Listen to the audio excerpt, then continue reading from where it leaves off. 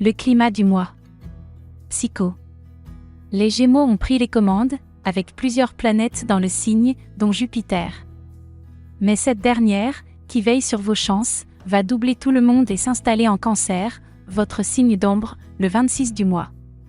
Ça ne fera guère votre affaire car il faudra créer vos chances vous-même et ne pas trop vous exposer, mais cela devrait aussi vous protéger des coups durs. Toutefois, ne vous étonnez pas si vos projets tardent à se concrétiser, premier décan surtout. Pratique.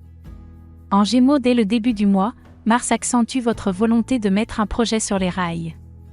S'il vous faut des soutiens, si vous avez besoin d'un sponsor ou de conseils spécialisés, n'hésitez pas à demander, vos sollicitations seront entendues, sauf si vous êtes né en juillet. La période du 11 au 22 pourrait être excitante pour les natifs de début août, un coup de pouce du destin, ou d'une relation, pouvant avoir un effet positif sur votre progression. Vie quotidienne. Travail. Pas de doute, vous dépenserez beaucoup d'énergie dans votre travail et anticiperez facilement les problèmes qui pourraient se présenter. L'ennui, c'est que vous serez souvent impatient de concrétiser vos idées, alors que le temps jouera les empêcheurs de tourner en rond. N'oubliez pas qu'il se venge lorsqu'on l'oublie. Étant un peu trop pressé, vous n'irez pas au bout de vos discussions et négociations, et serez même tenté de lâcher prise trop vite s'il y a des obstacles. Échange. Mercure entamant une boucle, aller-retour, en Cancer, vous aurez du mal à comprendre vos interlocuteurs, ou à vous en faire comprendre. Il se peut que vous ne vous exprimiez pas très clairement et que vous soyez souvent à côté de la plaque. En outre, vous ou l'autre aurez tendance à raconter des histoires, à enjoliver les choses, et il sera souvent difficile de démêler le vrai du faux. Sentiment. À 2. La planète de l'amour occupera votre secteur d'ombre la plus grande partie du mois. Soit vous aurez 1000 choses en tête et peu de temps à consacrer à ceux que vous aimez, soit, au contraire, vous vous ferez du souci pour eux, le plus souvent sans raison valable.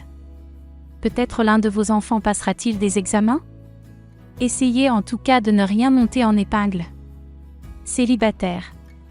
Franchement, la position de Vénus en Cancer n'est guère favorable aux rencontres, sauf si elles restent virtuelles ou si elles font appel à votre imaginaire. Gare au roman que vous pourriez vous raconter, le retour à la réalité pourrait être un peu pénible, surtout si ce n'est pas la première fois que cela vous arrive, premier décan. Cela dit, une forme de solitude pourrait très bien vous convenir. Certains auront peut-être quelqu'un à soigner. En aparté.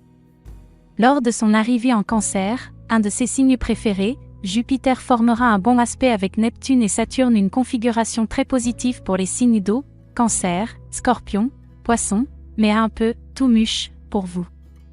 Vous aurez l'impression que tout est exagéré, autant en vous-même qu'autour de vous. La meilleure semaine du mois. La première semaine du mois devrait être la plus intéressante, surtout pour les natifs du deuxième décan. L'association positive entre le Soleil et Uranus peut vous aider à progresser dans votre vie professionnelle et surtout dans les projets que vous avez mis ou que vous allez mettre en place. Mais ce sera juste un petit coup de pouce.